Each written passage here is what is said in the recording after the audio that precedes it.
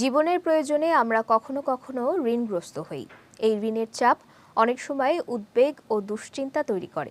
রাসূল সাল্লাল্লাহু আলাইহি সাল্লাম নিজেও ঋণ থেকে বাঁচার জন্য আল্লাহর কাছে অত্যধিক আশ্রয় প্রার্থনা করতেন। এছাড়া নবীজি ঋণ থেকে মুক্তির জন্য সাহাবীদের কিছু দোয়া শিখিয়েছেন।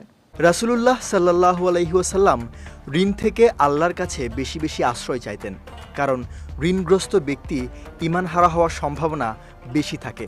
ঋণ থেকে মুক্তির বিষয়ে প্রিয়নবী সাল্লাল্লাহু আলাইহি ওয়াসাল্লাম মহান আল্লাহর কাছে পেরেশানি ও আশ্রয় প্রার্থনা করতেন। এ ব্যাপারে এক ব্যক্তি প্রিয়নবীকে জিজ্ঞাসা করলেন, হে আল্লাহর রাসূল, আপনি ঋণ থেকে এত বেশি পরিত্রাণ চান কেন? নবীজি সাল্লাল্লাহু আলাইহি ওয়াসাল্লাম বললেন, মানুষ ঋণগ্রস্ত হলে যখন কথা বলে মিথ্যা বলে এবং ওয়াদা করলে তা খেলাপ করে। দ্রুত ঋণ আদায় করতে বা ঋণ মুক্ত হতে সক্ষম হওয়ার জন্য রাসূল সাল্লাল্লাহু আলাইহি ওয়াসাল্লাম কিছু আমল ও দোয়া শিক্ষা দিয়েছেন।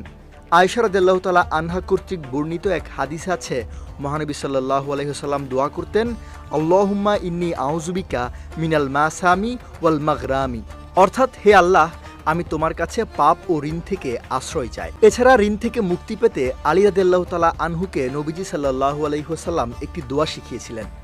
সেই দোয়াটি হলো, আল্লাহুম্মা কফিনি বিহালালিকা আন হারামিকা ওয়া আগনিনি বিফাদলিকা আম্মান সিওয়াক, অর্থাৎ হে আল্লাহ, হারামের পরিবর্তে তোমার হালাল রুজি আমার জন্য যথেষ্ট করো, আর তোমাকে ছাড়া আমাকে কারো মুখাপেক্ষী করো না, তোমার অনুগ্রহে আমার সচ্ছলতা দান করো।